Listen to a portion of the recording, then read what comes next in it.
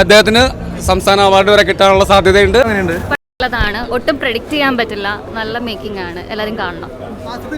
ആസിഫ് അലി അടിപൊളിയാണ്. ആസിഫ് അലി പറഞ്ഞ എല്ലാവരുടെയും അഭിനയം നല്ലതാണ്. നമുക്ക് തുടക്കം കുറച്ച് സ്ലോ ആയിട്ടാണ് പോകുന്നത്. ഫസ്റ്റ് ഹാഫ് സ്ലോ ആണ്, ഒട്ടും പ്രെഡിക്റ്റ് ചെയ്യാൻ പറ്റാത്ത പ്ലോട്ടാണ്.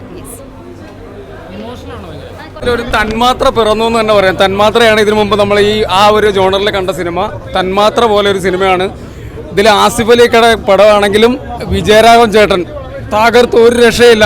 നമുക്ക് പഴയ എൻ എൻ പിള്ള സാറിനെ തിരിച്ചു കിട്ടിയ അവസാനത്തെ ക്ലൈമാക്സ് സീനിൽ അദ്ദേഹത്തെ നമ്മൾ കാണുമ്പോൾ എൻ എൻ പിള്ള സാറിൻ്റെ അതേ സാധനം തന്നെയാണ് പുള്ളി വർക്ക് ചെയ്തേക്കുന്നത്. ഒരു രക്ഷയില്ലാത്ത വിജയരാഘവൻ്റെ പെർഫോമൻസ് സൂപ്പറാണ്. അദ്ദേഹത്തിന് സംസ്ഥാന അവാർഡ് വരെ കിട്ടാനുള്ള സാധ്യതയുണ്ട്. ആസിഫിക്ക് അതുപോലെ തന്നെ പുള്ളിക്ക് കിട്ടിയ റോള് വളരെ മികച്ച രീതിയിൽ ചെയ്തിട്ടുണ്ട്. അതുപോലെ തന്നെ അപർണ ബാലമുരളി സൂപ്പറായിട്ട് ചെയ്തിട്ടുണ്ട്. അതുപോലെ തന്നെ ജഗദീഷ് ഏട്ടൻ സൂപ്പറായിട്ട് ചെയ്തിട്ടുണ്ട്.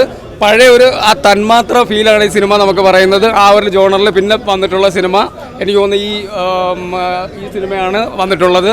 വാനർ ലോകം എനിക്ക് അടിപൊളി സിനിമയാണ്. ഫാമിലിയാണ്. കുറേ ത്രില്ലർ ഉണ്ട്, സസ്പെൻസ് ഉണ്ട്, എല്ലാം കൂടെ മിക്സ് ചെയ്തിട്ടുള്ള സിനിമയാണ്. കിടിലൻ സിനിമയാണ് കേട്ടോ. അടിപൊളി പടമാണ്, ഒരു രക്ഷയില്ല. Super making. ആ ഡയറക്ടറിന് ഒരു ബിഗ് സല്യൂട്ട് കൊടുക്കുകയാണ്. അടിപൊളി, സൂപ്പറായിട്ടുണ്ട്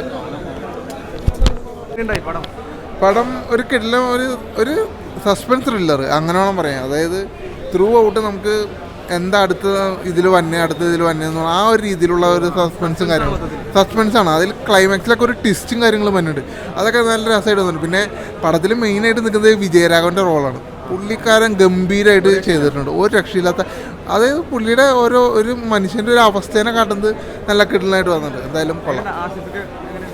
എനിക്ക് അവരെക്കാളും കൂടുതൽ പടത്തിൽ ക്ലിക്കായത് മറ്റേ വിജയരാഘവൻ്റെ ഒരു ഇത് തന്നെ.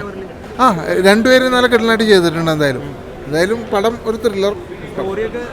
അതെ, അത് ഞാൻ പറഞ്ഞില്ലേ, ഒരു പുതുമ തോന്നി. അതായത് യാതൊരു വെറൈറ്റി ടൈപ്പാണെന്ന് വെച്ചാൽ ഞാൻ അങ്ങനെ കണ്ടിട്ടില്ല. പക്ഷെ എനിക്ക് അങ്ങനെ തോന്നി.